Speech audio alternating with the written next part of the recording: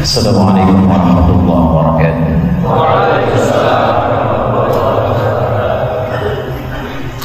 Alhamdulillahi wa kafa. Wassalatu wassalamu ala rasulillahi mustafa wa ala alihi wa sahbihi wa man wafa. Amma ba'd.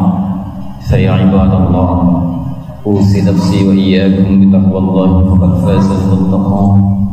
Fala tamutunna illa wa antum muslimun.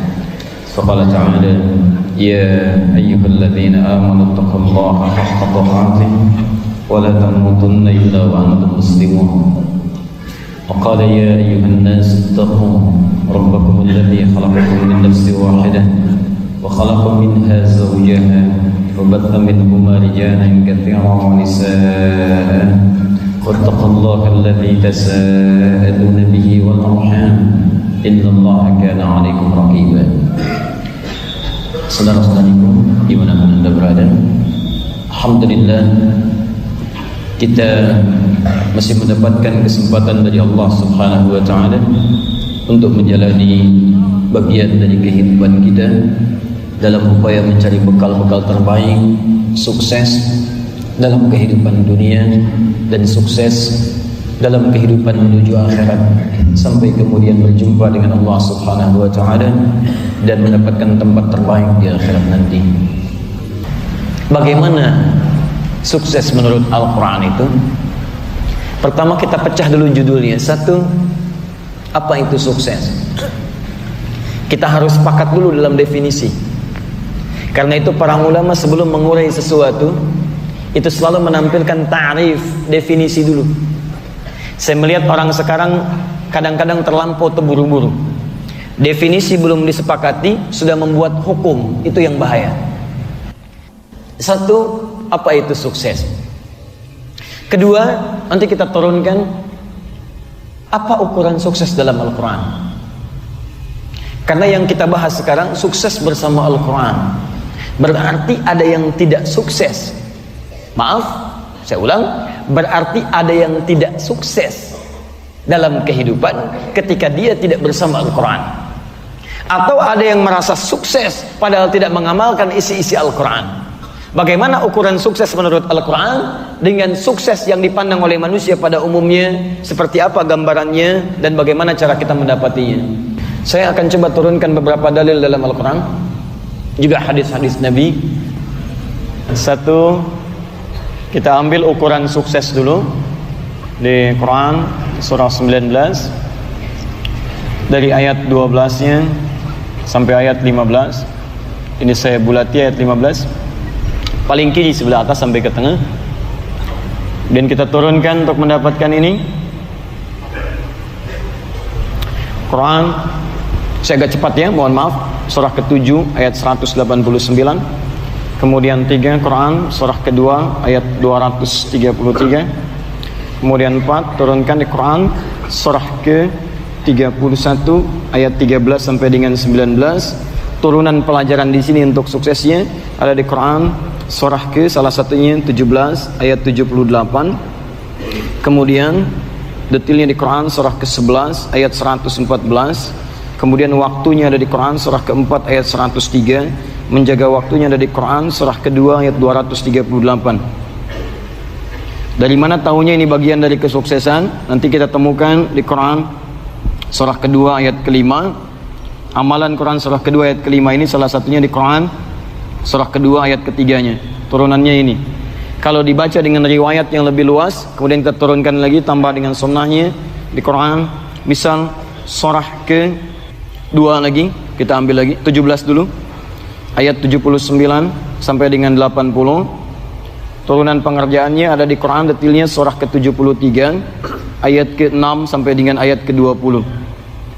Kalau ini kita turunkan lagi untuk menjadi sukses, maka amalan selanjutnya dari Quran turunan ini surah kedua ayat 261 sampai 263. Kemudian diberikan kepada golongan di Quran surah kedua ayat 215. Kalau masuk kepada wajib di Quran surah ke-9 ayat 103. Kemudian diberikan kepada golongan di Quran surah ke-9 ayat ke-60. Masuk ke rumah tangga maka masuk bekerja sama untuk sukses, Quran surah ke-4 ayat 34. Kemudian pencarian untuk mendapatkan ini, ukuran suksesnya ada di Quran surah ke-2 ayat 168. Ini adalah perintah untuk mengambil di Quran surah ke-51 ayat 22. Cara cepat mendapatkannya ada di Quran surah ke-2 ayat 172. Kalau ingin lebih cepat lagi ada di Quran surah ke-7 ayat 96. Kalau sudah didapatkan ini, bagaimana kesuksesannya bisa sampai ke sini? Bukan cuma urusan dunia saja.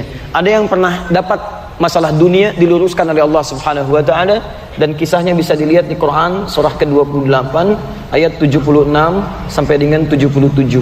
Ini kisah orangnya paling kaya. Ini petunjuk Al-Qur'annya bagaimana supaya ini bisa digunakan untuk meraih kesuksesan di 3 alam. Kemudian kalau kita turunkan lagi, ini sudah selesai, naikkan ke atas. Satu lagi, Quran surah kedua yang ayat keempatnya, turunan yang ininya kita turunkan ke bawah. Quran surah 96 ayat 1, kemudian Quran surah ke-15 ayat ke-9, kemudian Quran surah ke-54 ayat 17, ayat 22, ayat 32 dan ayat ke-40. Kalau ini sudah didapatkan, kemudian Anda bisa berpeluang masuk surga dengan mendapat perhiasan. Quran surah 35 ayat 33. Kemudian kalau Anda ingin bawa keluarga ke surga dan Anda pemimpinnya, di Quran surah 52 ayat 21, masuk surga dengan ayah, ibu, suami, istri, keturunan di Quran surah ke-13 ayat ke-23, disambut oleh malaikat dikatakan salamun alaikum bima sabartum di ayat ke-24-nya. Ke sini dulu ya, habis kita. Baik. Dan ini diakhiri dengan taat kepada Allah Subhanahu wa taala. Saya ambil ayat yang dibacakan imam tadi di Quran surah 33 ayat 70 sampai dengan 71. Orang yang bisa mengerjakan ini, maka dia di surganya langsung bersama Nabi sallallahu alaihi wasallam, para nabi, orang saleh, para syuhada dan juga orang-orang jujur. Dari Quran kita ambil surah keempat An-Nisa di ayat 63-nya. Ini surga level pertama. Kalau ingin ngambil level yang keduanya ada di Quran surah ke-51 ayat 15 sampai dengan 23-nya. Kalau ingin ngambil level ketiga di Quran surah ketiga ayat 133 sampai 134-nya. Kalau ingin ngambil level yang keempat ada di Quran surah kedua ayat 25-nya. Kalau ingin ngambil yang kelima tidak ada. Ini bahasan kita untuk hari ini. Ini baru Qurannya, hadisnya belum. Bismillah. Baik, kita mulai bahasan kita. 1. Sukses dalam pengertian Al-Quran adalah capaian, kemuliaan, kebahagiaan dan limpahan nikmat yang berlangsung di 3 alam. Awas, tolong garis bawah ini. Sukses dalam pengertian Al-Quran adalah capaian akan kebahagiaan, hati-hati, yang disertai dengan limpahan nikmat yang berlangsung di 3 alam. 3 alam. Jadi kalau Anda merasakan bahagia dalam hidup, kemudian mendapatkan limpahan nikmat, tapi tidak berlangsung di 3 alam ini, hanya 1 alam saja, maka Anda belum sukses menurut Al-Quran. Fokus baik-baik. Gambaran 3 alam ini Anda bisa temukan di dalam Al-Quran surah ke-19 Maryam ayat 15-nya, paling kiri di pertengahan. Ketika Allah menyebutkan kalimat kesuksesan, kedamaian, ketentraman dan limpahan nikmat yang menyertainya, maka Allah tunjukkan kemudian dengan 3 alam yang berbeda. Contoh, Nabi Yahya alaihi salam, ketika oleh Allah dijamin keselamatannya, kesuksesannya, kebahagiaannya dan limpahan rahmat di dalamnya, maka Allah tunjukkan 3 alam yang berbeda jaminan untuk beliau alaihi salam. Wassalamun alaihi yauma wulida, 1. Wa yauma yamutu, 2. Wa yauma yub'atsu hayya, 3. Wassalamun alaihi, dan kami jamin salam bagi Yahya.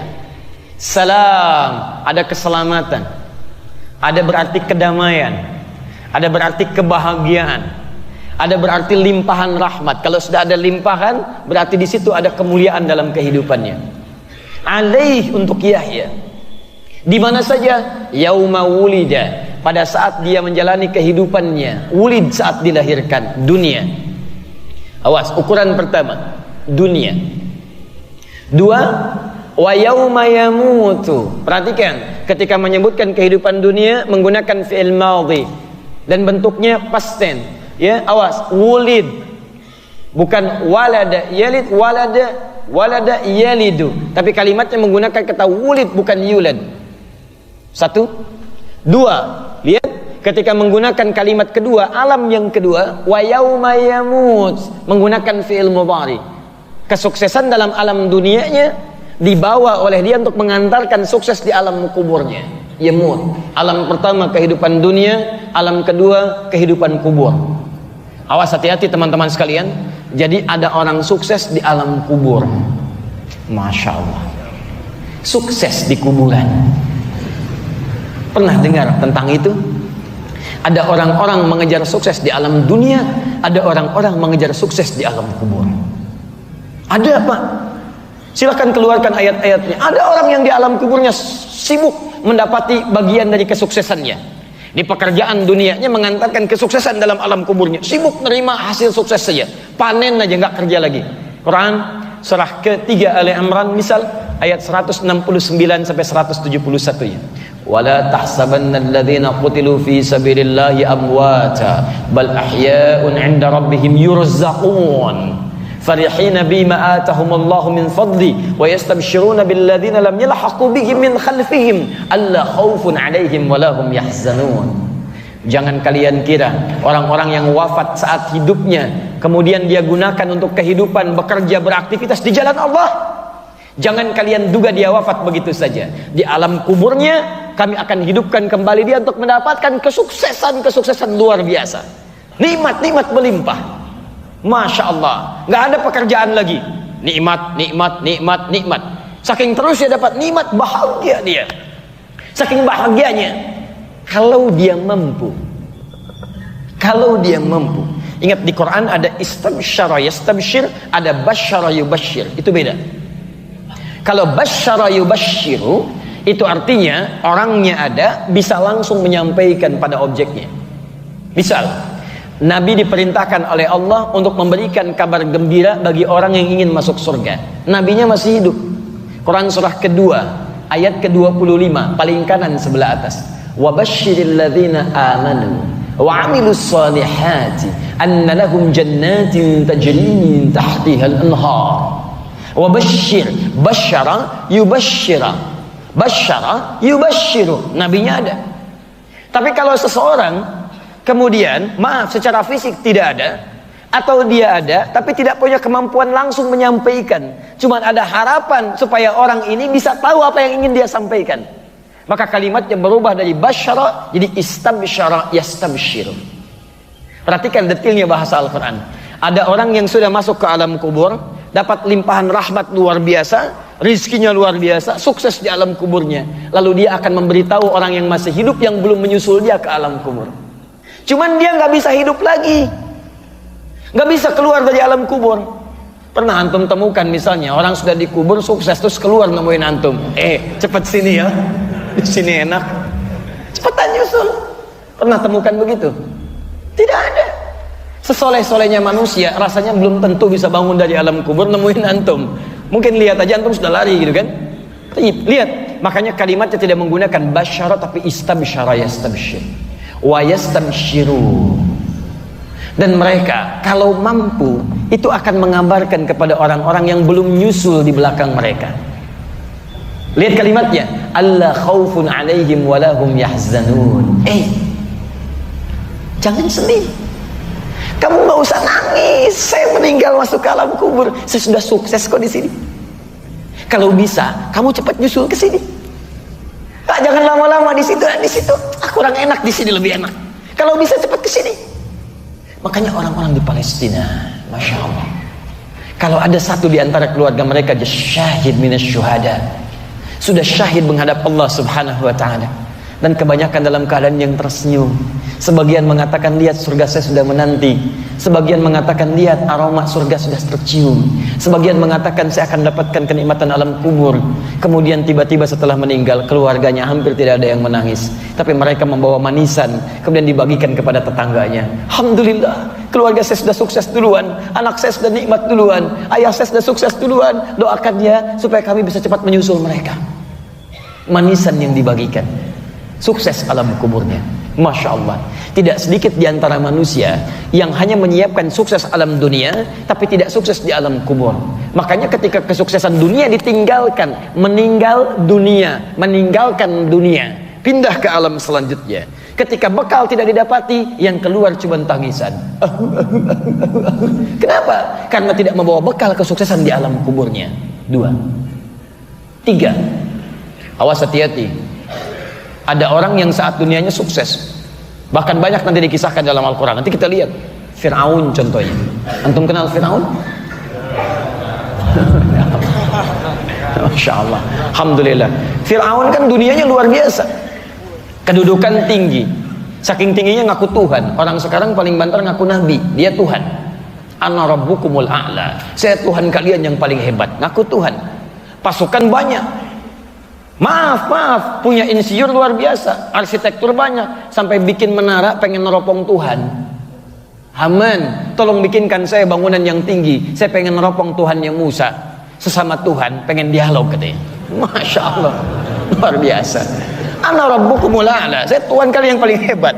Kata Musa, Tuhan itu yang benar Allah. Ada Haman, bikinkan menara yang tinggi, saya pengen neropong Tuhannya Musa, saya pengen lihat apa aktivitasnya. Firaun, pasukan banyak, tapi maaf, kedudukan dunianya tidak mengantarkan dia sukses di alam kuburnya. Quran surah 40 ayat 46 sampai 47 itu. An-naru ya'raduna 'alaiha ghuduwa wa 'ashiyya. Dunia dia merasa sukses, alam kubur itu belum nyampe akhirat tuh, baru pemanasan. Pemanasan ya udah panas.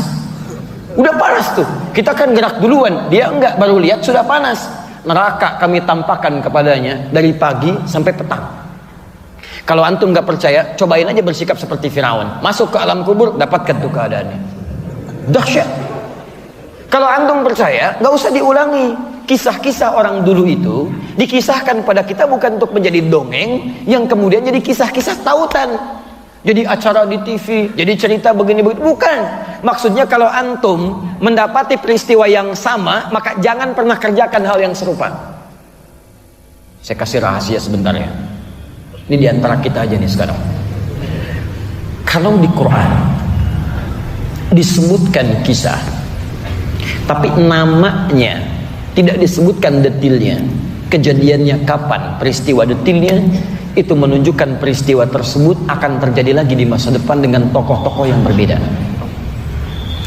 Tapi kalau di Quran disebutkan kisah, namanya disebutkan detail, bahkan bin atau bintinya, peristiwanya ada detail disebutkan. Ini memberikan pesan peristiwa itu tidak akan terjadi lagi di masa depan, hanya akan menimpa orang itu dan pada masa itu saja. Contoh, Maryam anak perempuannya Imran, Maryam binti Imran, disebutkan namanya langsung tanpa inisial plus bintinya, wa Maryam ibnata Imran. Dan kami buka fathah, wa Maryama, pakai fathah terbuka, dan kami buka kisah tentang Maryam anak perempuannya Imran. Bintinya disebutkan, Maryam anak perempuannya Imran. Kejadiannya disebutkan, dia bisa mengandung tanpa disentuh laki-laki manapun. Lihat bahasa Qurannya, walam yamsasni bashar, aku nggak pernah disentuh laki-laki manapun. Awas, disentuh laki-laki saja tidak, tapi bisa mengandung dan melahirkan. Maka peristiwa ini hanya akan terjadi pada Maryam binti Imran dan tidak akan terjadi pada perempuan-perempuan lain di masa depan. Jadi kalau ada yang ngaku-ngaku, antum gak usah percaya. Saya juga Maryam kok, saya bisa mengandung dan melahirkan tanpa bapak banyak. Tanpa bapak banyak. Tapi kalau tanpa disentuh laki-laki manapun, cuman Maryam binti Imran. Makanya ketika ditanya, kamu Maryam binti apa? Binti Asep. Bukan. Maaf Asep, dia hanya contoh saja. Beda. Lain. Tapi kalau tidak disebutkan namanya spesifik, Dan tidak disebutkan kapan kejadiannya. Maka ini menunjukkan peristiwa itu akan terjadi kemudian di masa depan. Maka dikisahkanlah kisah-kisah masa lalu untuk jadi pelajaran. Kalau kedudukan ini ada lagi, jangan berlaku seperti yang dulu. Fir'aun itu bukan nama asli, itu inisial dari nama raja. Fir'aun, Farao, jabatan raja. Kedudukannya disebutkan, keadaannya disebutkan. Ini memberikan kesan bahwa di masa depan akan ada lagi kedudukan-kedudukan serupa. Dulu raja, sekarang ada raja? Ada. Raja sama dengan pemimpin, pimpinan, ada presiden, ada yang punya kedudukan, ada di bawah itu, ada di bawahnya lagi. Jadi Quran ingin memberikan pesan, maaf, setiap berlalu masa akan ada titipan-titipan amanah kekuasaan. Dari level yang kecil-kecil sampai level yang tinggi-tinggi. Ketika amanah itu didapatkan, maka pesan Al-Quran, jangan sia-siakan amanah seperti Fir'aun pernah melakukannya. Memang terasa dapat capaian kesuksesan, silahkan cek. Bukankah orang yang ikut persaingan sampai dapat kedudukan berasa sukses? Silahkan cek. Alhamdulillah, selamat dan sukses. Selamat dan sukses. Padahal yang terjadi baru sukses, selamat belum tentu. Silahkan cek. Ketika seseorang misalnya diangkat jadi wali kota, ada yang jadi bupati, ada yang jadi gubernur, sampai jadi presiden, terpampang kemudian teman-teman sekalian karangan bunga tertulis selamat dan sukses. Sukses. Tapi apakah kesuksesan itu mengantarkan pada sukses selanjutnya? Belum tentu. Fir'aun pernah sukses tapi tidak selamat. Begitu dia merasa sukses dunia, dia ditelan oleh bah air lautan. Masuk ke alam kubur, apa yang terjadi? Kata Quran, an-naru yu'raduna 'alaiha ghudwa wa 'ashiyya. Neraka ditampilkan pagi sampai dengan petang. Jadi kalau ada yang punya nanti nilai serupa, sukses dalam hal kedudukan, maka mohon maaf teman-teman, jangan diikuti jejaknya Fir'aun. Maka ditampilkan oleh Al-Quran jejak-jejak kesuksesan orang yang punya kedudukan, itu yang kita ikuti. Bagaimana sukses dengan titipan kedudukan mengantarkan kita pada sukses dunia, sukses alam kuburnya. Paham sampai sini? Nanti kita turunkan, karena tidak setiap orang punya titipan yang sama. 3. Jadi 1 dunia, 2 alam kubur, 3 wa yauma yub'atsu hayya. Dan saat dibangkitkan di akhirat nanti, dia pun sukses, bahagia, gembira. Bahkan lihat kalimatnya, perhatikan baik-baik. Salamun alaihi yauma wulida wa yauma yamutu. Ketika menyebutkan alam kubur, itu atofnya hanya menggunakan waw, tidak ada tambahan. Bekal dunianya mengantarkan dia bahagia di alam kubur. Tapi ketika menyebutkan akhirat, sebetulnya cukup bagi Allah mengatakan begini, wa yauma yub'atsu, misal, dan akhirat pun dia sukses. Tapi oleh Allah subhanallah, karena Al-Quran firman Allah bukan rekayasa manusia biasa, maka ditambahkan dengan kalimat yang indah, wa yauma yub'atsu hayya. Dan di akhirat nanti orang ini mendapatkan kesuksesan lebih daripada alam kubur dan dunianya. Saking lebihnya mendapatkan itu hayya. Hayya itu gerakan-gerakan yang bertambah. Maaf gini ya, maaf. Kalau pelajar tiba-tiba kemudian selesai lulus, masuk kampus kemudian lulus, senang tidak? Senang. Di wisuda senang tidak? Baik, kalau IPK-nya tiba-tiba dapat 4, senang tidak? Ketika diumumkan bagaimana perasaannya? Fulan bin Fulan dengan IPK terbaik 4, Masya Allah, tangan tiba-tiba bergerak. Hah? Masya Allah, Alhamdulillah, wah semua bergerak. Beda ketika dia belajar, lulus, senang. Tapi ketika nilai bertambah, jadi mulut bergerak, tangan bergerak. Kadang-kadang ada yang difoto sambil loncat, gitu ya. Masya Allah, itulah yang disebut dengan hayya. Ada orang-orang yang ketika mendapatkan kenikmatan surga, wah luar biasa dia, kegembiraannya seperti di alam kubur. Tapi lebih daripada itu, lebih, karena di alam kubur gak bisa loncat, cuman begini aja. Di akhirat tidak, Masya Allah, ada yang gembira, ada yang bergerak, ada yang macam-macam, ada yang lewat sekelebat, ada yang berlari, ada yang macam-macam gembira, sampai ada yang gembiranya terlihat dari wajahnya. Masya Allah, di antara puncak tertingginya ada yang diperkenankan melihat Allah subhanahu wa ta'ala. Quran surah ke-75 ayat 22 sampai 23, paling kiri di sebelah atas. Wujuhu yawma idzin nadhirah. Ada orang-orang yang ketika Anda lihat wajahnya berbinar gembira. Bukan karena masuk surga, ya bukan. Dia belum tuh saat itu. Apa yang membuat dia wajahnya bisa nadhirah? Masya Allah. Nadhirah. Nadhirah itu bukan sekedar bahagia, tapi rasa sumringah yang tak terlukiskan. Ila rabbiha nadhirah. Karena dia bisa melihat Rabbnya langsung tanpa sekat. Gembira. Di wajah tak terlukiskan, tangan bergerak, kaki, Masya Allah, luar biasa. Semua penuh cahaya. Makanya disebut kalimatnya dengan hayya. Jadi ada sukses dunia, sukses alam kubur lebih bagus daripada dunia, dan sukses akhirat lebih nikmat dibandingkan dengan alam kuburnya. Makanya seseorang disebut sukses oleh Al-Quran ketika mengalami 3 fase kesuksesan di jenjang alam yang berbeda. Nah, sekarang pertanyaannya, apakah aktivitas antum sampai hari ini bisa mengantarkan antum pada sukses di 3 alam itu? Kalau anda merasa punya kedudukan sampai hari ini, dan dengan kedudukan itu merasa punya pengaruh, kedudukan itu belum tentu mengantarkan anda ke alam kubur dan akhirat yang sukses, maka anda belum sukses menurut Al-Quran. Jika anda punya harta benda titipan dari Allah, yang dengan itu terasa lebih banyak hartanya, sehingga anda diangkat sebagai dan dinilai sebagai hartawan yang paling kaya, maaf teman-teman, kalau harta itu tidak menjamin anda sukses di alam kubur dan bahagia di akhirat, anda belum sukses menurut Al-Quran. Pengetahuan, tenaga yang Allah titipkan pada antum, kalau dengan itu antum merasa paling hebat dalam kehidupan dunia, maaf, kalau kekuatan dan kecerdasan antum tidak menjadikan antum nikmat di alam kubur dan akhirat, antum belum sukses menurut Al-Quran Karim. Kenapa Al-Quran yang jadi acuan?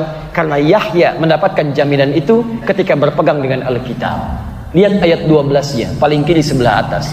Ya Yahya, khudhil kitaba biquwwah. Rahasianya. Perhatikan baik-baik.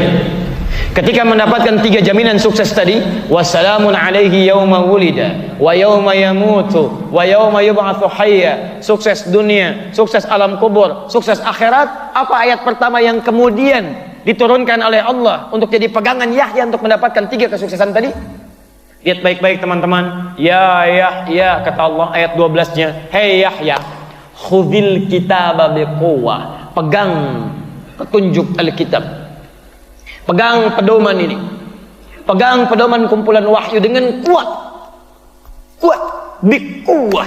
Kalau ada kalimat kuat, genggam, jangan lepaskan, ambil petunjuknya, praktekkan dalam kehidupan. Di sini kami turunkan petunjuk kehidupan untuk mendapatkan capaian sukses di 3 alam. Ambil itu. Kalau kamu bisa dapatkan ini, lihat kalimat terusannya. Ya Yahya khudhil kitaba biquwwah. Apa yang kami dapatkan ya Allah? Wa atainahul hukma sabiyya. 1, wa atainahul hukma sabiyya. 2, wa hananan min ladunna. 3, wa zakatan. 4, wa kana taqiyya. 5, wa barran biwalidayhi. 6, wa lam yakun jabbaran asiya. Baru dengan 6 hal ini, wassalamun alaihi yauma wulida wa yauma yamutu wa yauma yub'atsu hayya. Yahya berpegang pada Alkitab. Isa alaihi salam diturunkan kitab, berpegang pada itu. Ketika itu digunakan dalam kehidupan, lihat Quran surah 19 ayat 33, paling kanan di pertengahan. Wassalamun alayya yauma wulidtu, yauma wulidtu wa yauma amutu wa yauma ub'atsu hayya. Isa mendapat jaminan yang sama. Turun Injil pada Isa, kata Quran, pegang betul itu. Turun Alkitab pada Yahya, kata Quran, pegang betul itu. Dan berita baik ya teman-teman, ketika Nabi Muhammad SAW diutus untuk seluruh manusia, maka fitrah kenabian dan kerasulan melekat kepadanya petunjuk Allah Subhanahu wa taala. Yahya diberikan Alkitab, Nabi Muhammad diberikan Alkitab. Maka turunlah kemudian kalimat Quran surah kedua Al-Baqarah, ayat yang kedua itu, dzalikal kitabu la raiba fi hudal lil muttaqin. Injil disebut dengan Alkitab. Alkitab nama lainnya Injil. Ketika Alkitab diturunkan pada Nabi Muhammad, apa nama yang melekat pada Alkitab Nabi Muhammad sallallahu alaihi wasallam? Quran surah ke-2 Al-Baqarah ayat 185. Posisi paling kiri di pertengahan. Perhatikan. Syahrul Ramadan alladzi unzila fihi Al-Quran. Al-Quran disandingkan di surah Ali Imran di ayat yang ketiganya. Injil, Taurat, Alkitab, Taurat, Injil, Taurat, Al-Quran, kemudian Alkitab, kitab yang diturunkan oleh Allah Subhanahu wa taala pada nabi dan rasul. Maka disandingkan, nazzala 'alaikal kitaba bil haqq musaddiqan lima baina yadayhi. Lihat, wa anzalat Taurata wal Injil. Ada Taurat sebelumnya, ada Injil sebelumnya, ada suhuf-suhuf sebelumnya. Pada kamu Muhammad kami turunkan juga Alkitab, namanya Al-Quran. Kalau disebutkan Al-Quran itu bacaannya. Kalau disebutkan Alkitab itu susunan wahyunya dari awal sampai akhir. Poin yang kita ambil, perhatikan baik-baik. Nabi Yahya sukses di 3 alam, diminta berpedoman pada Alkitab. Isa sukses di 3 alam, diminta berpedoman pada Injilnya. Musa sukses 3 alam, diminta berpedoman pada Taurahnya. Kita, umatnya Nabi Muhammad SAW, kalau ingin sukses di 3 alam, maka diminta berpedoman pada Al-Quran. Jadi pertama, rahasia Al-Quran itu dari Al-Fatihah sampai dengan An-Nas, itu bukan kitab bacaan biasa. Bukan antum baca kemudian hafalkan. Tidak sekedar antum hafalkan. Bukan. Isi Al-Fatihah sampai dengan An-Nas, di situ ada petunjuk kehidupan kita mengantarkan kesuksesan di 3 alam.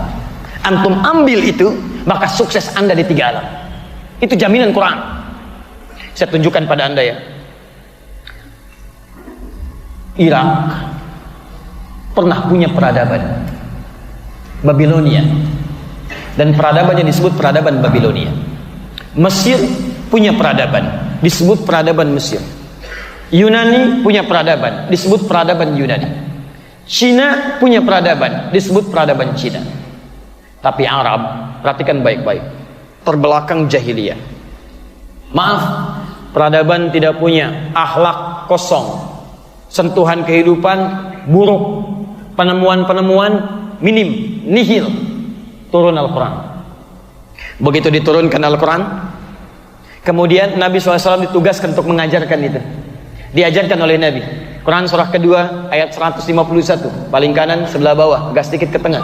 Kama arsalna fikum rasulan minkum yatlu alaikum ayatina wa yuzakkikum wa yuallimukumul kitaba wal hikmah wa yuallimukum ma lam takunu ta'lamun. Turun Al-Quran, kata Allah, ajarkan Muhammad Al-Quran kepada umatmu. Diajarkan oleh Nabi. Perhatikan baik-baik ya. Ketika Al-Quran diajarkan oleh Nabi Muhammad SAW, apa yang terjadi? Ditangkap oleh para sahabat, dipraktikkan dalam kehidupan mereka. Allahu Akbar. Yang terbelakang jadi paling maju. Maaf, yang tertinggal jadi paling pintar. Nabi meninggal, Qurannya masih ada, diajarkan oleh para sahabat. Ibnu Abbas radhiyallahu taala anhuma mengajar di Mekah, Ubay bin Ka'ab mengajar di Madinah, kemudian Muaz bin Jabal mengajar di Yaman, Ali bin Abi Thalib mengajar di Kufah. Masya Allah, menyebar para sahabat. Ibnu Mas'ud mengajar di Irak, disebarkan Quran, sebarkan Quran. Apa yang terjadi? Allahu Akbar. Tiba-tiba pada saat itu maju Arab. Orang-orang Islam kemudian maju, punya peradaban, mengalahkan Romawi, mengalahkan Persia, punya banyak penemuan. Dibawa ke Spanyol, Spanyol maju. Dibawa ke Baghdad, Baghdad maju. Dan hebatnya, maaf teman-teman sekalian, ketika muncul peradaban, tidak pernah disebut peradaban dengan kotaknya. Pernah antum dengar peradaban Arab? Tidak. Tidak ada. Pernah dengar peradaban Spanyol? Tidak.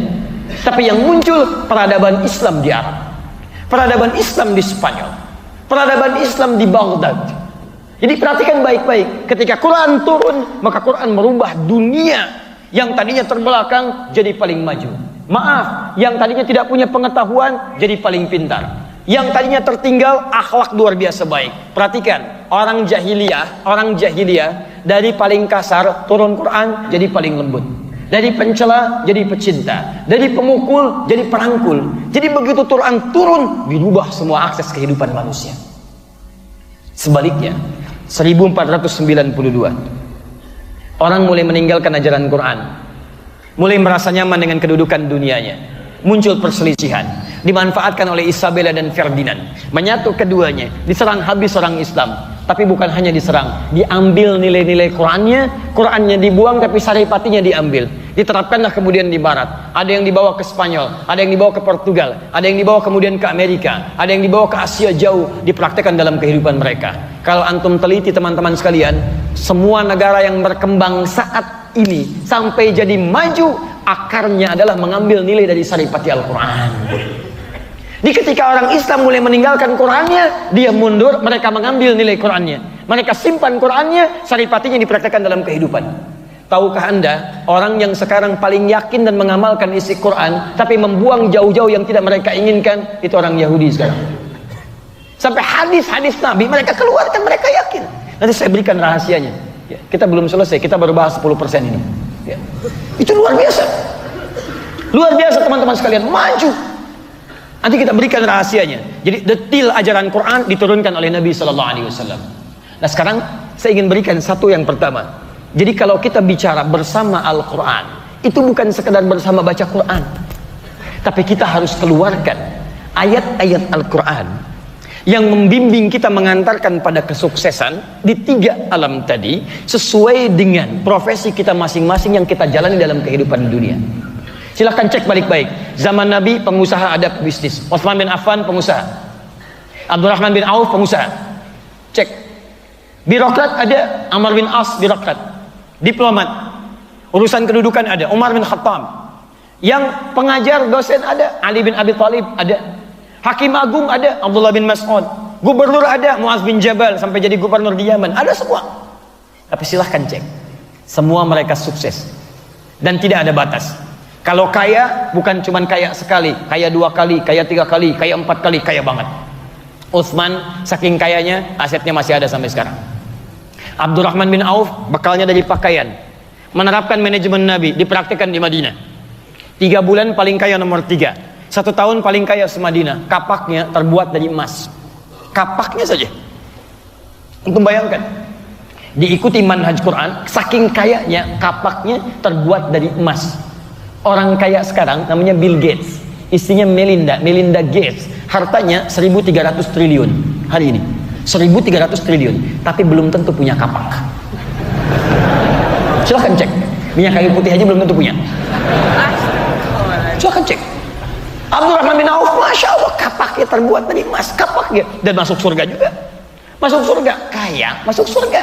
Tuh, ikut manhaj Quran, antum pebisnis, kayanya nggak nanggung, masuk surga.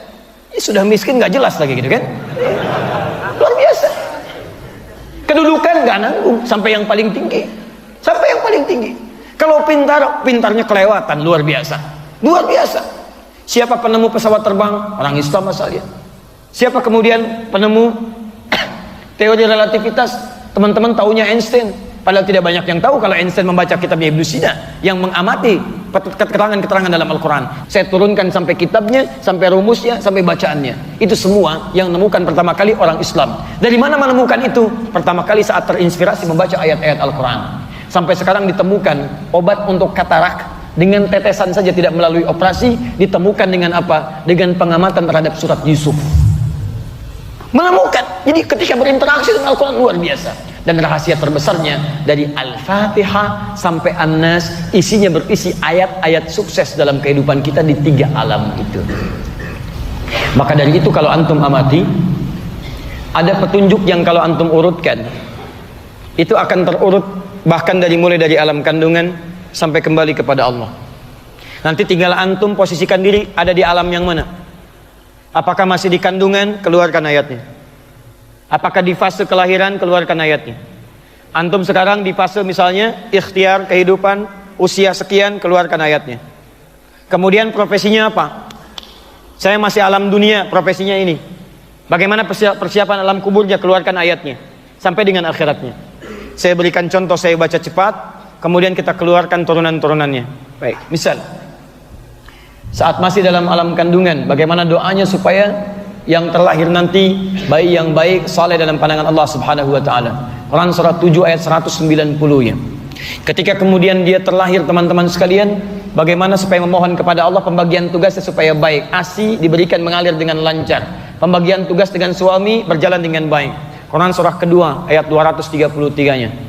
Kemudian dia mulai bertahap dari 2 tahun sampai dengan masa baligh. Apa yang harus diberikan kepadanya dalam pendidikan dini supaya dia dekat dengan Allah, taat pada kedua orang tuanya, tergerak menunaikan salat dan akhlak yang mulia.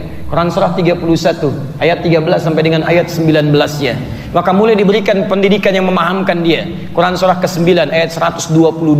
Pendidikan ini bukan hanya sekedar menanamkan pengetahuan tapi harus mengangkat imannya. Quran surah ke-58 ayat yang ke-11. Kalau anak ini mulai belajar, lakukan karena Allah, bukan karena ingin mendapatkan ijazah, bukan karena hanya mendapat fakultas yang favorit, yang macam-macam sebagainya. Quran surah 96 ayat 1 sampai dengan ayat 5-nya. Kemudian dia mulai menemukan pergaulan yang tinggi, bergaul dengan teman-temannya. Bagaimana supaya dia tetap menjaga ketakwaannya, tidak terpengaruh lingkungan sekitarannya. Quran surah ke-49 ayat ke-13-nya. Dia menemukan tautan hatinya, bagaimana cara kemudian mempersuntingnya. Berikan lamaran terbaiknya dengan bekal yang terbaik. Quran surah 4 ayat yang keempatnya. Kemudian terjadi pernikahan. Quran surah ke-30 ayat ke-21-nya. Setelah menikah, pelajari fikih nikahnya dulu sebelumnya. Apa tugas suami, tugas istri, supaya tidak tertukar di sini.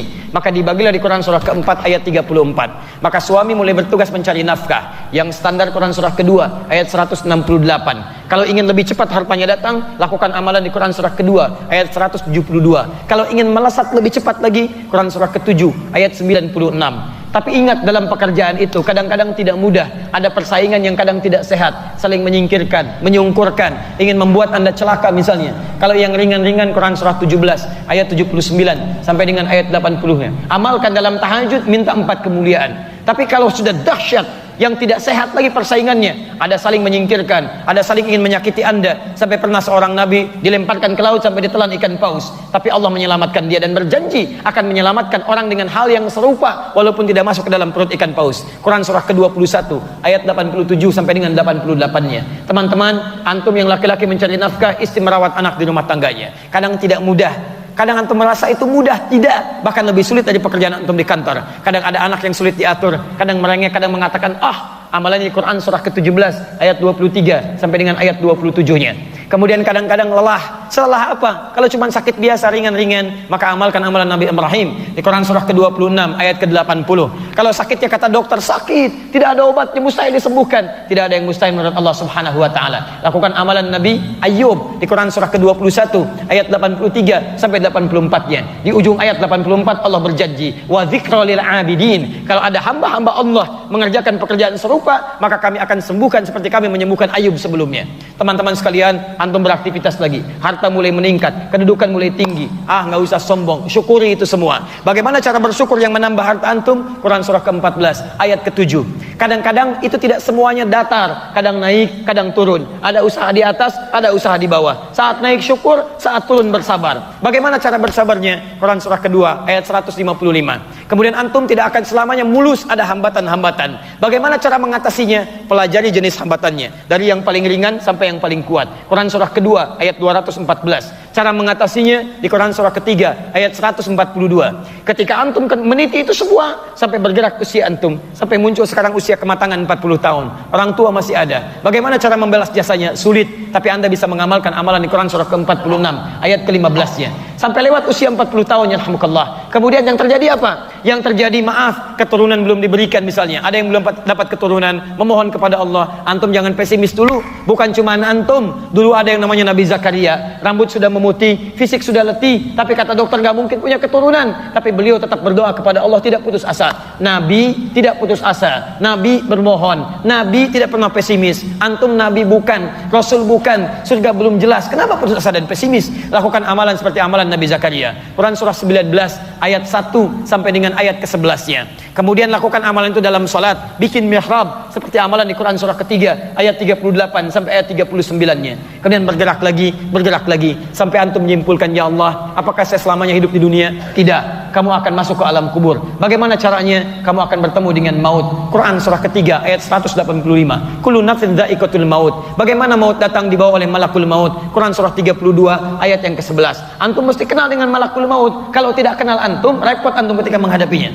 Bagaimana dia datang? Dalam keadaan seperti apa? Kalau sudah paham akan dicabut kapan saja, antum bisa siap-siap. Tayyib, bagaimana cara mencabutnya? Siapkan amalan-amalannya. Ini amalannya. Kalau dikerjakan amal soleh, maka dicabutnya dalam keadaan tenang. Quran surah 89 ayat 27 sampai dengan ayat 30. Ya ayyatuhan nafsul mutmainnah. Tapi kalau antum gak siap-siap, gak kenal amalannya, maka nyabutnya sedikit menegangkan. Kalau pengen silahkan amalkan di Quran surah ke-8 ayat ke-50. Meninggalnya sambil dipukulin malaikat. Kalau tidak percaya, lakuin aja, nanti dapat bagaimana jawabannya. masuk ke alam kubur. Ya Allah, bagaimana kenikmatan di alam kubur? Saya tahu malam pertama di alam dunia. Bagaimana malam pertama di alam kubur? Amalkan amalan di Quran surah ketiga Ali Imran ayat 169 sampai dengan 171. Maka engkau mendapatkan kehidupan seperti digambarkan di Quran surah kedua ayat 154 itu. Kemudian selanjutnya, hei, kalau tidak mengamalkan itu maka siap-siap akan ada siksa kubur yang kalau tidak percaya silahkan rasakan nanti. Quran surah ke-40 ayat 46 sampai dengan 47-nya. Ya Allah, setelah di alam kubur kami kemana lagi? Akan terjadi kiamat dahsyat sampai saya turunkan satu surah ke-75. Baca dari ayat pertama sampai akhirnya. Setelah itu kemana ya Allah? Setelah itu adalah penentuan hisab. Ada yang masuk surga, ada yang masuk neraka. Ada masuk surga tanpa hisab. Quran surah kedua misalnya ayat ke-25, dia bisa melihat Allah langsung tanpa hijab. Quran surah 75 ayat 22 sampai dengan 23-nya. Lalu dia masuk ke dalam surganya, dibagi ke beberapa bagian. Ada bersama para nabi. Quran surah keempat ayat ke-69-nya, ayat ke-63-nya. Ada yang kemudian di surganya di taman surga. Quran surah ke-51 ayat 15 sampai ayat 23-nya. Ada surga seluas langit dan bumi. Quran surah 3 amalannya di ayat 133 sampai 134-nya. Ada juga yang masuk ke dalam neraka, masuk neraka tanpa hisab. Ada, bukan cuma surga saja, neraka ada. Quran surah 18 ayat ke 99 sampai dengan 101. Ada. Kalau nggak percaya lakuin aja, nanti kita lihat di kemudian hari. Ada. Masuk nerakanya ada urutan-urutan. Neraka yang paling ringan Quran surah keempat An-Nisa ayat 56. Paling ringan dicelupkan. Innalladzina kafaru biayatina sawfa nuslihim nara. Paling ringan kami tarik ubun-ubunnya, kami celupkan ke neraka. Bahasanya nusli. Nusli itu seperti bikin teh celup. Pernah bikin teh celup? Celup angkat. Masya Allah. Jadi nanti ada tugas malaikat yang coba celupin ke neraka, angkat, celupin, angkat. Kullama nadijat juluduhum, begitu dicelupkan hancur semua sampai ke kulit-kulitnya. Kenapa disebutkan kulit? Karena kulit indera perasa yang paling peka. Jadi kalau kulit sudah hancur, umumnya rasa itu berkurang rasa. Kalau nggak percaya begini, antum ambil pecut, dipecutlah tangan. Pecut. Ketika kulit terkelupas, dipecut lagi, maka rasa mulai berkurang. Nggak percaya, silahkan pecut sendiri. Berkurang. Ya, makanya ketika dia kulamana dia juluduhum, begitu masuk ke neraka hancur dengan kulit-kulitnya, badalnahum juludan ghairaha. Angkat, muncul lagi kulit yang baru. Liyadzuqul adzab, supaya menikmati siksa neraka dengan kenikmatan yang dalam. Sekali celup, maaf, satu harinya di akhirat berapa lama dunia? 1000 tahun. Hitung, berarti satu detiknya 48 hari. Celupkan satu detik, rasanya 48 hari. Nggak percaya? Coba aja sendiri nanti. Silahkan. 48 hari. Satu kali celup. Kalau tinggal di neraka sehari, berarti 1000 tahun urusan dunia. Celup, angkat. Itu yang paling minimal. Yang paling dahsyat, neraka jahanam. Quran surah keempat ayat 140, paling kiri sebelah bawah, disediakan untuk orang munafik dan orang-orang kafir. Bagaimana rasanya neraka jahanam? Belum masuk sudah kecium baunya. Di alam kubur sudah ditampakkan. Ketika ditampakkan langsung gosong keadaan tubuhnya. Quran surah 40 ayat 46 sampai 47. Ada semuanya. Terus Ustaz, yang tidak masuk surga, tidak masuk neraka, kemana dia? Dia tinggal sementara di satu tempat yang bukan surga, bukan neraka, menunggu sampai proses hisab selesai. Tempatnya sangat tinggi, kelihatan yang di surga, sehingga ketika kelihatan dia berharap pada Allah, ya Allah, segerakan ya Allah, saya pengen ke sana. Ketika mendengar yang di neraka, mendengar karena tak sanggup melihat. Dengar aja udah takut. Dengar takut, tak sanggup melihat. Gini ya, antum malam-malam keluar dari masjid, begitu keluar di pohon itu ada suara. Masya Allah. Pertanyaan saya, dilihat nggak? Dilihat nggak? Siapa ya? Tidak. Antum barangkali langsung pergi. Nah, dalam dunia saja bisa kelihatan demikian, maka bagaimana dengan akhirat? Ketika dia mendengar itu, karena saking takutnya dia berharap, ya Allah, tolong ya Allah, saya nggak kuat dengar ini. Nggak kuat dengar ini, baru dengar sudah nggak kuat. Maka dengan rahmat Allah lah kemudian dia diambil, dimasukkan ke dalam surga. Tapi menunggu sampai proses hisab selesai. Itu ada di Quran surah yang tinggi bisa kelihatan, yang di depan terdengar, di belakang namanya A'raf. Di Quran surah Al-A'raf dari ayat ke-47-nya sampai dengan ayat ke-50-nya turun semua. Ada. Apa yang tidak ada dalam Al-Quran? Ada semua. Dirinci dalam hadis, diterangkan oleh Nabi. Rahasia terbesar yang kedua, semua ayat ini diklasifikasikan oleh Nabi, diterangkan dalam kehidupan. Hei yang pengusaha, datang sini, diajari oleh Nabi. Begini, terapkan, sukses. Hei yang diplomat birokrat, begini, ajarkan begini, sukses. Hei yang pemburu pengetahuan, datang. Ahlus Sufah di Madinah, diberikan space, belajar begini, sukses. semua sukses. Ajaran ini dikumpulkanlah oleh para ulama, dicari satu-satu ke setiap pelosok, dikumpulkan jadi satu kitab, namanya kitab hadis. Pelaksanaannya disebut dengan sunnah. Jadi kitab hadis itu bukan cuma kitab pajangan, simpan hadis ini, bukan. Itu tafsir dari Quran, praktek dalam kehidupan. Makanya oleh para ulama dibuat bab-bab tersendiri untuk kita keluarkan. Misal Imam Al-Bukhari punya kitab hadis yang paling populer, apa namanya? Bukan Allah Alam. Nggak pernah Imam Al-Bukhari mengarang kitab Wallahu Alam. Masya Allah, kitab hadis namanya Wallahu Alam, bukan. Dan bukan Sahih Al-Bukhari, bukan. Namanya Al-Jami' As-Sahih Al-Musnad Al-Mukhtasar min umuri Rasulullah sallallahu alaihi wasallam wa sunanihi wa ayyamihi. Al-Jami' As-Sahih, kitab saya ini Al-Jami' menghimpun keterangan dari Nabi yang sangat luas, isinya sahih. Al-Musnad tersambung pada Nabi, bukan karangan saya belaka, dari Nabi informasinya. Al-Mukhtasar, ringkas, tidak bertele-tele, min umuri Rasulullah sallallahu alaihi wasallam, berisi semua aktivitas Nabi sallallahu alaihi wasallam pada umumnya, wa sunani, sunnah-sunnahnya, wa ayyami, dan kegiatannya keseharian selama 24 jamnya. Dibagi 97 pembahasan dari Kitabul Iman sampai bagian akhirnya. Jadi cara baca kitab Al-Bukhari ini antum keluarkan. Misal antum merasa iman kadang naik turun kayak lift, naik turun. Saat naik semangat ibadah, saat turun malas ibadah. Gimana caranya iman kita naik terus, tidak turun-turun? Buka Kitabul Iman 57 hadis, pelajari itu, amalkan isinya, maka iman antum akan terangkat, dijaga supaya tidak turun.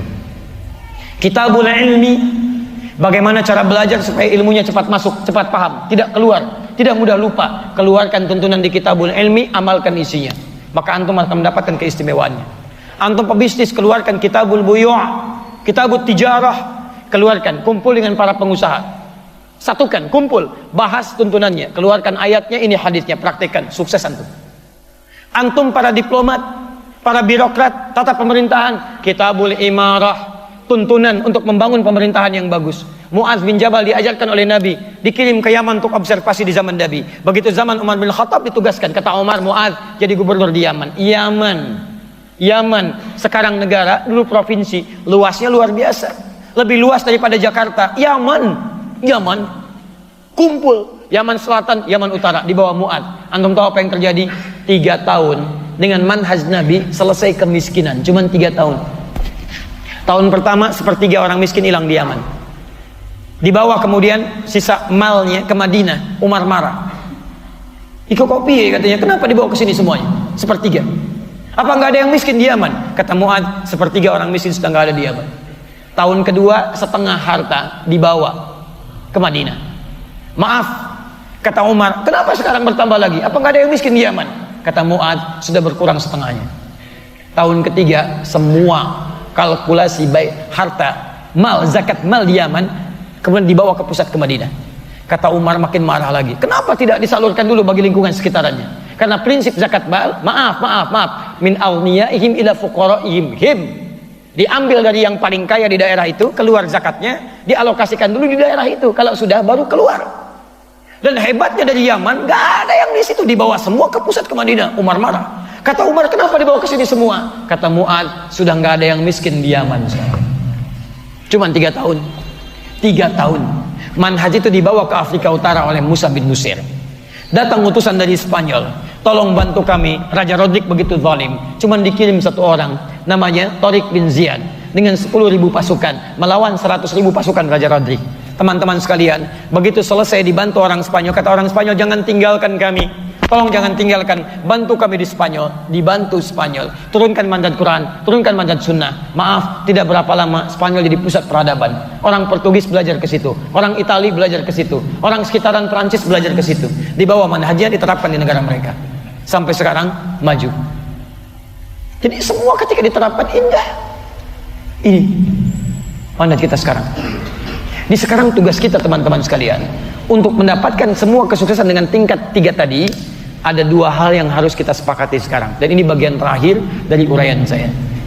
Hal yang pertama, ada amalan standar. Yang semua profesi Anda apapun pada saat ini berkumpul, Anda tidak akan keluar dari amalan itu. Maaf, yang kumpul sekarang mau pengusaha, pebisnis, diplomat, birokrat, militer dan sebagainya, Anda punya amalan standar. Kalau ingin sukses di bidangnya, maka Anda tidak boleh melewatkan amalan-amalan ini. Dunia sampai akhirat, standar amalannya. Nanti kita turunkan. 2, ada amalan spesifik khusus. Amalan terkait dengan profesi Anda. Anda sekarang pengusaha. Setelah fase pertemuan kita ini, kumpul dengan para pengusaha, keluarkan ayat-ayatnya, keluarkan hadisnya. Maaf ya, sudah waktunya teman-teman semua berkumpul, dan antum mesti berbahagia karena yang pertama kali mempraktikkan sunnah Nabi untuk berkumpul, menyatu kalangan para pengusaha, menyokong sampai terjadi kemerdekaan Indonesia, itu pusatnya berasal dari Solo. Pendidikannya dibawa dari Jakarta, diteruskan di Jogja. Kemudian pendidikan orasinya, kemudian oratornya, ilmu politiknya ditanamkan di Surabaya.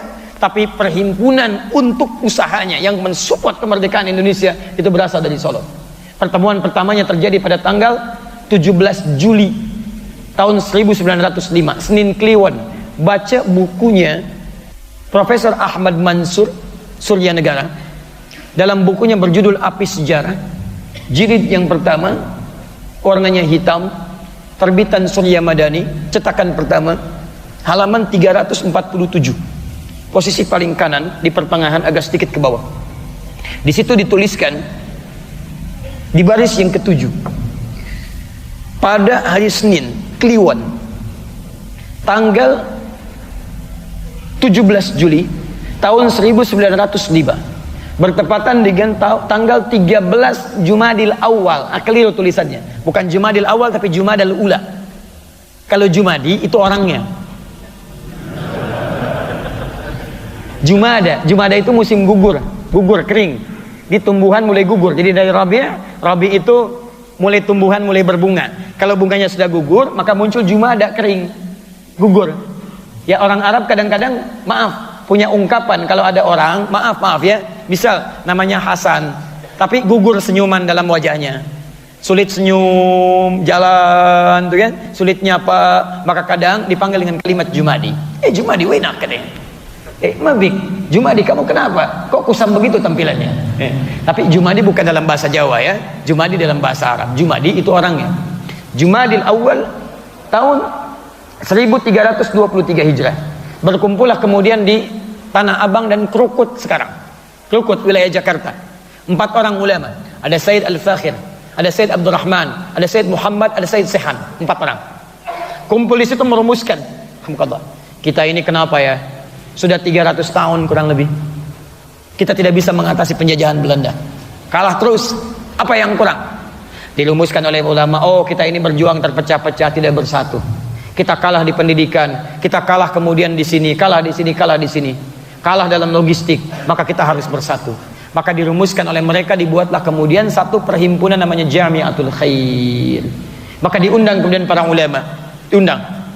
Apa yang disepakati?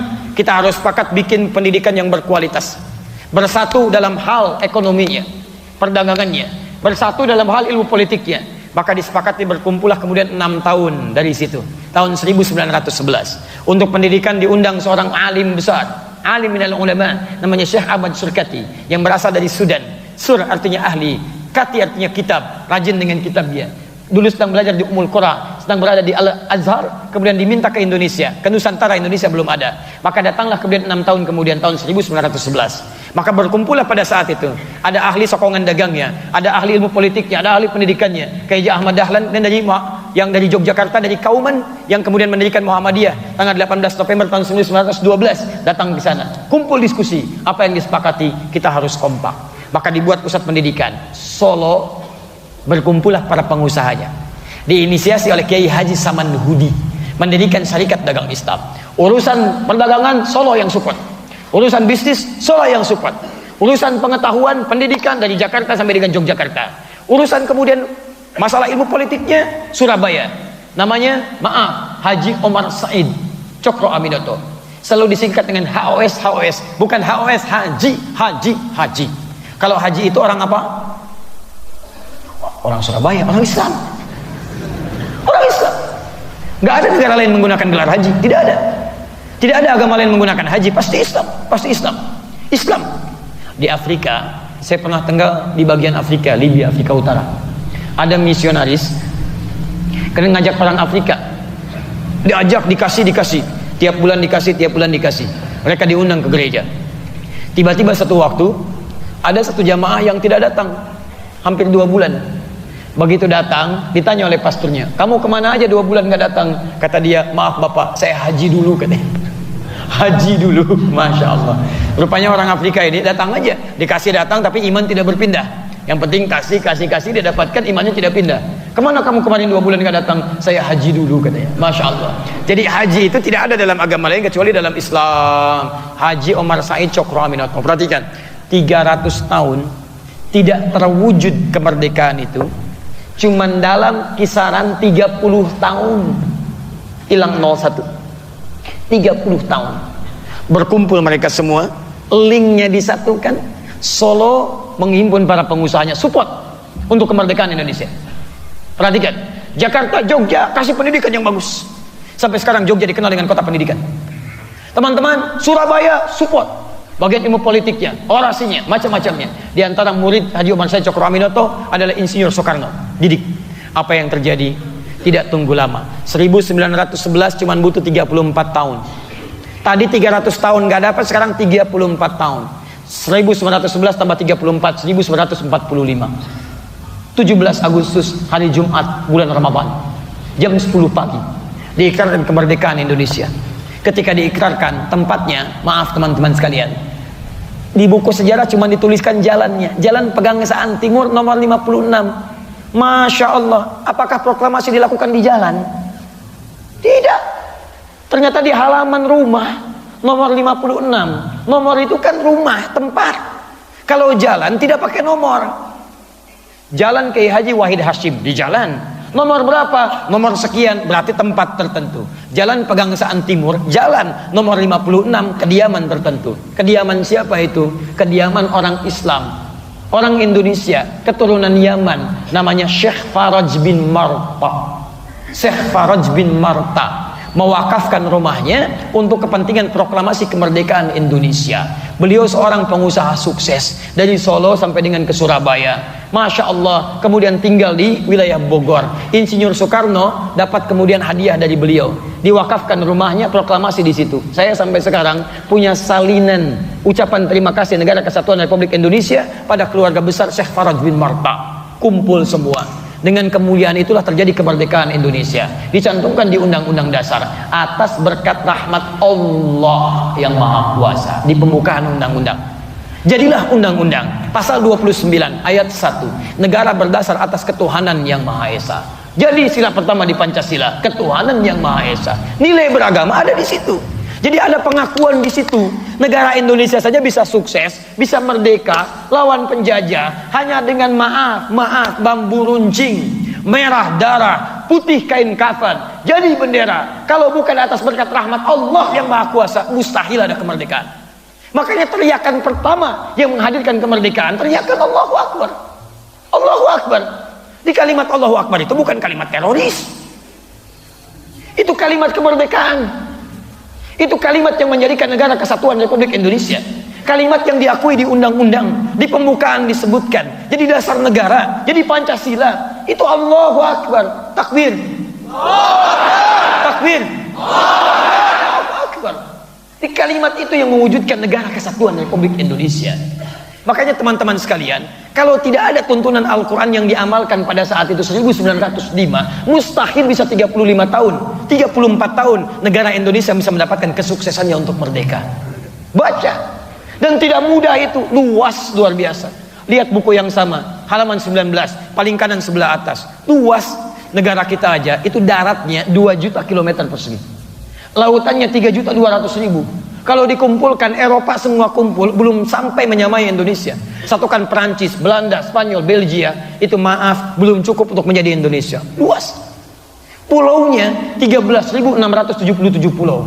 Belum termasuk Pulau Gadung, Pulau Gebang, Pulau Mas dan sebagainya. Luas. Tidak mudah menyatukan itu kalau bukan karena Allahu Akbar, bukan karena Quran, mustahil. Nah sekarang pertanyaannya, negara kita sudah merdeka dengan prinsip Al-Quran. dengan prinsip sunnah. Dibawa bahkan utusannya ke Yogyakarta. Silahkan cek di Museum Yogyakarta. Utusan dari Turki datang menyampaikan dua sifat. Satu bendera warna hitam dengan bertuliskan la ilaha illallah sebagai perlambangan Ka'bah, manhaj Al-Quran. Kedua bendera warna hijau bertuliskan Muhammadur Rasulullah sebagai gambaran dari sunnah. Jadi negara ini dibawa dengan prinsip Al-Quran, dengan prinsip sunnah Nabi sampai ke kemerdekaan. Tinggal kita sekarang bagaimana mengisinya. Masalahnya ada kalangan-kalangan tertentu dari dulu, dari kalangan orientalis, dari kalangan orang-orang yang tidak suka Indonesia mencapai kemerdekaannya. Mereka tahu sumbernya dari Quran, mereka tahu sumbernya dari sunnah. Makanya antum dijauhkan dari Al-Quran dan sunnah. Antum dijauhkan jauh dari Al-Quran. Silakan cek, hanya baca. Quran itu hanya boleh ada di masjid, bahas dalam kitab, nggak boleh muncul di perekonomian. Begitu antum bawa gerakan Quran menuju perekonomian, antum akan banyak diserang. Silakan, kalau cuma ceramah di masjid, antum nggak akan diotak-atik. Tapi ketika antum kumpul, orang Islam pengusaha kumpul, ayo kita masyarakatkan nilai-nilai Qurani dalam masyarakat perdagangan kita. Jauhi riba, jauhi ini, jauhi itu. Bikin misalnya supermarket yang baik, bikin ini yang Islami, baru antum akan disoal. Islam di masjid nggak akan disoal. Tapi kalau nilai Islam dibawa ke politik, antum bawa politik Islami yang jujur, yang baik, hindari korupsi, antum akan disoal di situ. Silakan cek. Bawa ke manajemen, antum akan disoal di situ. Kenapa? Karena mereka takut orang-orang Islam itu akan bangkit, mendapatkan nilai keislaman, memberikan pencerahan untuk dunia. Tidak ada sejarahnya di muka bumi ketika Islam berada di puncak kekuasaan selain menghadirkan kedamaian, ketentraman bagi seluruh umat yang ada di muka bumi. Cek. Islam berjaya di Spanyol, Yahudi ternaungi, Nasrani ternaungi, agama lain ternaungi. Islam berjaya di Nusantara, dengan Hindu nggak ada masalah, dengan Buddha nggak ada masalah. Yang ada masalah ketika Portugis datang ke sini tahun 1511 lewat Selat Malaka, diberikan mandat oleh Paus Alexander yang ke-6 tahun 1494. Setelah itu terjadi perjanjian Tordesillas, bumi dibagi dua, bagi dua sama Paus. Ya, yang barat, yang timur. Barat Spanyol, timur Portugis. Datang dia, nyasar dulu sampai ke Goa. Balik lagi ke Portugal. Dia hire seorang bernama Ahmad bin Majid, navigator muslim. Tolong arahkan saya kepada pusat rempah-rempah. Datanglah kemudian sampai ke Selat Malaka. Begitu datang ke Malaka, yang dibawa senapan. Anda kalau nggak mau ikut saya, eksekusi. Maka apa yang terjadi? Hindu bermasalah sampai ke Goa. Cina bermasalah ke sana. Yang tadinya harmonis, muncul masalah luar biasa. Terus, begitu sampai Malaka, pengen menguasai Sunda Kelapa. Datang ke Sunda Kelapa, datang bawa senjata, datang bawa meriam. Tidak ikut saya habisi. Masya Allah, misinya 3G. Sekarang sudah 4G. Dulu 3G, gold, glory, and gospel. Begitu datang bukan cuma gold, kuasai rempah-rempah emas, glory, bawa kemenangan, ekspansi. Lihat, dulu Islam datang cuma membuka fatah, tidak mengekspansi. Yang mundur, maju. Terbelakang, jadi paling depan. Punya pengetahuan Islam. Lihat, masuk ke Spanyol, berjaya. Masuk ke Palestina, berjaya. Masuk ke Nusantara, berjaya. Nggak ada yang diusir, biasa aja. Cuman ahli sejarah belakangan, maaf, merubah nilai sejarah itu sehingga anak-anak sekarang tidak tahu. Perhatikan anak-anak zaman now tuh. Ketika mereka belajar tentang sejarah, jauh. Coba lihat, uang 1000 itu. Di uang 1000, siapa yang tergambar dulu di uang 1000? Kapiten Patimura. Siapa nama aslinya? Thomas Matulesi. Dari mana antum tahu Thomas? Kalau disebutkan Thomas, yang terbayang apa? Oh, jangan langsung ke situ aja. Thomas bisa kereta-keretaan, mobil-mobilan, kan? Ada Thomas nih, kan? Masya Allah, badminton, piala Thomas dan sebagainya. Ada. Tapi umumnya kalau dikaitkan dengan keyakinan, itu non-muslim. Dari mana bisa jadi Thomas? Namanya Ahmad. Jauh-jauh Ahmad jadi Thomas. Namanya Ahmad Lusi, seorang kiai, punya pesantren, berjuang melawan ekspansi, sampai kemudian dieksekusi. Kok tiba-tiba jadi Thomas? Dari mana Ahmad jadi Thomas? Teman-teman sekalian coba cek lagi. Sejarah kita itu banyak yang tertukar. Ada putri yang tertukar, ada menteri yang tertukar, ada sejarah yang ditukar. Itu masalahnya. Karena kita nggak belajar sejarah dengan benar, kita sudah sejarahnya dipalingkan, Qurannya dijauhkan. Coba silakan cek. Kenapa para ulama berjuang di Jakarta? Karena dulu saat Portugis datang ke Jakarta menguasai, itu kemudian Sunan Gunung Jati Syarif Hidayatullah menugaskan menantunya, namanya Fathullah. Fathullah yang menikah dengan anak perempuannya Sunan Gunung Jati. Sunan Gunung Jati itu anaknya dari Syarifah Mudaim. Syarifah Mudaim itu menikah kemudian dengan Syarif Abdullah. Syarif Abdullah itu orang Mesir, seorang ulama. Ya tinggal kemudian di Mesir sama 20 tahun melahirkan Syarif Hidayatullah. Pulang ke Gunung Jati, bertemu dengan kakeknya Prabu Siliwangi, namanya Menarasa. Dikenal dengan Pak Menarasa, kenal dengan Prabu Siliwangi. Menikah dengan Nyai Subang Larang, melahirkan 3 orang anak. Anak pertama Abdullah Iman atau Walang Sungsang, lahir tahun 1423. Anak keduanya kemudian dikenal dengan Rara Santang, lahir tahun 1426. Anak ketiga Raja Senggara, lahir tahun 1427. Ketika balik lagi kemudian ke Gunung Jati, punya 2 orang anak, laki-laki namanya Muhammad, perempuannya menikah dengan Fathullah, dikenal dengan Fatahillah, Portugis menyebut dengan Valetehan. Ketika Jakarta, saat itu belum Jakarta namanya, baru Sunda Kelapa, dikuasai oleh Portugis, datang ke situ, hantam sana sini, ditugaskan, kamu berjihad ke sana, jihad, buka Jakarta, bebaskan, ambil wudhu, sholat, himpun pasukan, datang, hari Jumat selesai, di bulan Juni, teman-teman sekalian, 1527, datang ke situ, selesai Jakarta, lalu bersyukur kepada Allah. Saat bersyukur itulah kemudian mereka ingat Quran surah ke-48 ayat pertama, Inna fatahna laka fatham mubina, fatham mubina. Dirubahlah kemudian Sunda Kelapa Batavia menjadi fatham mubina. Fatham mubina kalau dalam bahasa lokal disebut dengan Jayakarta, disingkat jadi Jakarta. Ini nama Jakarta itu bahasa Al-Quran. Sampai sekarang hari jadi Jakarta itu, hari jadi yang diperingati, itulah hari pertama kali Jakarta dibebaskan oleh Fathullah dari kungkungan Portugis. Itu teman-teman sekalian, itu kalimat-kalimat Allah. Jakarta dibuka dengan kalimat Allah, Indonesia merdeka dengan kalimat Allah. Kalau ingin sukses, kalimat Allahnya bagaimana? Kembali ke Quran.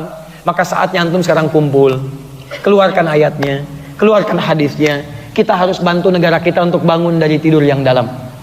Jadi antum gak usah macam-macam lah, kita bantu aja negara kita ini. Sebab yakin kalau semua kembali kepada Quran, negara ini akan tenang kehidupannya. Antum tidak usah merubah dasar negara, sudah bagus, orang tua kita sudah membuat itu, nggak usah rubah macam-macam. Kita tinggal isi dengan nilai-nilai Quran. Sebab kalau negara ini 200 juta muslim orang Indonesia semuanya Qurani, maka mustahil ada orang Quran bertindak yang tidak baik. Lihat, baru ngelihat aja, kata Quran lihatnya yang baik-baik. Ahli Quran lihat yang baik-baik. Quran surah ke-24 ayat 30. Jadi kalau negara ini, maaf, pengusahanya ahli Quran, maka dia tidak akan melihat yang tidak baik. Begitu melihat yang tidak baik, dia palingkan.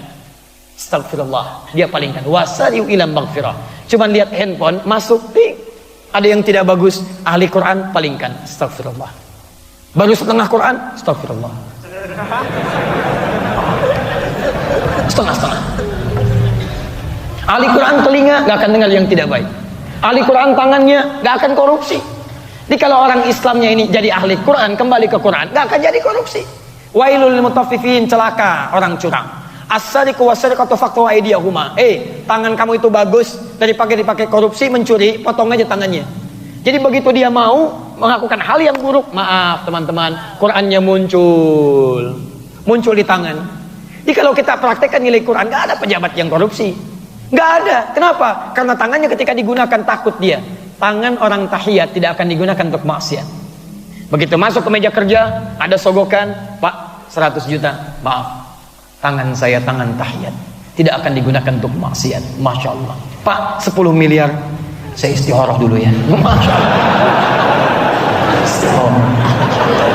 Luar biasa. Gak enak hidupnya. Jalan nyaman. Wa ibadur rahmanil ladina yamshuna 'alal ardi hauda. Karena hamba Allah jalannya itu tenang, saking tenangnya nyaman, nggak akan pernah nabrak tiang, biasa aja. Teman-teman, itulah kita harus kembali. Ya, saya berhenti sebentar ya. Kita belum bahas nih ayat ini ya. Kita baru umum aja dulu. Ayat-ayatnya belum kita keluarkan. Karena banyak, mana yang mau antum keluarkan? Ya, apakah di perdagangan, di bisnis, apakah di kedudukan? Ya, apakah di yang lainnya? Nanti kalau masih ada waktu, kita hanya akan bahas yang umumnya dulu saja. Yang standar, yang spesifiknya nanti kita buka kelas. Ya, kelas khusus, ada kelas pengusaha, kelas dokter, kelas ini, kelas itu. Jadi kita ini kumpul, jangan pernah berpesan, jangan pernah berharap untuk melakukan hal yang tidak baik. Negara kita sudah bagus, konsepnya bagus, dasarnya bagus. Jadi jangan takut juga kalau ada orang Islam pengajian bahas itu untuk merubah negara, tidak. Negara kita sudah bagus, kita tinggal mengisi saja dengan nilai-nilai Qur'ani yang baik. Sebab ketika kita isi dengan nilai Quran, mata kita akan baik, tangan baik, kaki baik, Masya Allah. Jadi semua terbantu. Kalau semua orang Islam baik, tugas negara pun, pemangku negara, aparatur negara jadi ringan. Polisi enak tugasnya. Kenapa? Kalau tidak ada pencurian. Bagaimana mau mencuri? Melihat aja yang tidak baik tidak mau. Ngambil aja tidak mau, tugasnya ringan. Nah ini bagaimana kemudian jadi ringan kalau kita tidak bantu para polisi, tidak bantu militer kita. Jadi kalau kita tunaikan Quran, ringan tugas negara ini. Ini mau ngaji aja nilai Qurannya tidak dibawa, hafal Quran tapi di jalan nilai Quran tidak dipraktekkan. Buru-buru mau ke masjid MUI, masya Allah, motor dipacu dengan kencangnya, lewat aja, lampu merah lewat. Ya, polisi wajar menunaikan tugas. Berhenti, ya berhenti. Mana KTP? Ada Pak. SIM? Ada. STNK? Ada. Ini kan lampu merah. Tahu ada lampu merah? Tahu Pak. Kenapa dilewati? Saya tidak tahu, ada Bapak. Oh, masya Allah. Katanya mau ngaji, tapi antum merepotkan orang lain. Ya wajar polisi menunaikan tugas. Dan luar biasa, kita kan banyak dibantu. Ada aliran sesat, konsultasi ke MUI, MUI lapor polisi, polisi bantu, tangkap. Demikian teman-teman sekalian, kerjasama yang baik, bagus. Jadi kalau dipraktekkan semuanya luar biasa. Dulu ada yang ngaku nabi kan, AM pelatih bulu tangkis ngaku nabi, yang nangkap kan polisi, antum nggak bisa nangkap, laporkan tangkap. Masya Allah, polisi kita nangkap nabi, luar biasa. Jangankan teroris. Kita tanya, kenapa kamu ngaku nabi? Saya ke Bogor Pak, dapat wahyu. Orang ke Bogor dapat talas, dapat wahyu dia. Selesai itu muncul S di Bandung, tukang cukur ngaku nabi. Ya memang yang ngaku nabi itu banyak, tapi yang jadi masalah setiap ada yang ngaku, ada aja pengikutnya. Itu jadi masalah itu. Ya, Taib itu selesai. Bogor, Bandung, Nabi, Jakarta, ibu kota negara, nggak mau ketinggalan. Aku malaikat. LA, ya, minta izin pada gubernur mendaratkan malaikat Jibril di Monas. Masya Allah. Tangkap oleh polisi. Polisi kita luar biasa, jangankan teroris, malaikat ditangkap tuh ya. Alhamdulillah. Jadi bantu semua. Yang jadi gubernur, insya Allah, kalau dia tahu Quran akan baik. Jadi wali kota akan baik. Jadi polisi akan baik. Jadi militer akan baik. Jadi intelijen akan baik. Mesti ada intelijen yang hebat. Mesti datang.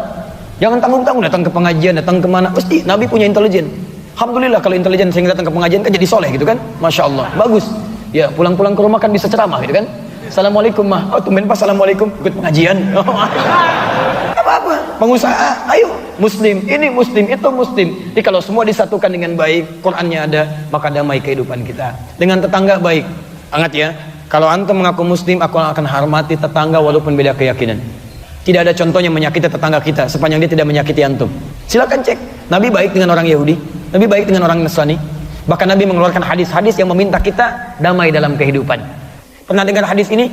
Jika Anda masak masakan, kemudian baunya tercium kepada tetangga, maka bagilah tetangga itu walaupun cuma kuahnya. Baca dengan baik hadisnya ya. Baca dengan baik. Maksudnya, kalaupun antum cuman bikin kuah saja, maka kuah itu pun mesti dibagi. Bukan antum bikin opor ayam, kuahnya bagi tetangga, antum makan opornya. Bukan begitu cara baca hadisnya. Ya, maksudnya gini, kalau antum bikin opor, padahal opornya opor singkong, cuman kuahnya kuah opor. Nyampe ke tetangga, antum nggak bagi, bisa salah pikiran dia, salah paham. Masak opor nggak bagi-bagi, padahal singkong. Bagi walaupun cuman kuahnya. Tapi apakah hadis itu mengatakan kalau dia muslim saja? Tidak. Teman-teman antum punya tetangga Nasrani misalnya, Hindu, Buddha, antum masak makanan, bagi, sampaikan. Begitu sampai ke rumahnya, ucapkan, Pak, ini ada sedikit makanan, mudah-mudahan bisa dicicipi. Wah, kok tumben baik sekali. Bukan baik, tapi ini Allah yang perintahkan saya untuk berbagi dengan Bapak. Begitu kalimat Allah keluar dari lisan Anda menghunjam pada jiwanya, bisa jadi hidayah. Besoknya bagi lagi buah-buahan. Kok kemarin makanan sekarang buah? Maaf, ini Nabi yang perintahkan saya untuk berbagi. Kalau itu dipraktekkan, indah kehidupan teman-teman sekalian. Coba lihat di Tanah Abang, di Krukut di Jakarta, ada kebakaran, Habib Rizik turun. Beliau kemudian bawa airnya, lemparkan ke situ, nggak pernah nanya agama. Begitu mau disiram, agamanya apa? Tidak. Siram aja, nggak pernah kita mikir begitu. Ya jadi aneh kalau ada tiba-tiba orang anak zaman now bikin sesuatu tidak pernah dilacak dulu bagaimana sumbernya. Hebat. Dan tidak ada aturan kecuali dalam Islam. Antum punya pohon, ini rambutan, ini rumah antum, ini rumah tetangga.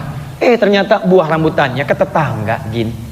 Kata aturan sunnah, maka buah yang sampai ke pekarangan rumah orang lain hakun mushtarak, ini hak bersama. Bahkan sampaikan pada tetangga antum sebelum dia memintanya, walaupun tetangganya non muslim, sampaikan, Pak, itu buah rambutan, saya tahu punya bapak kan?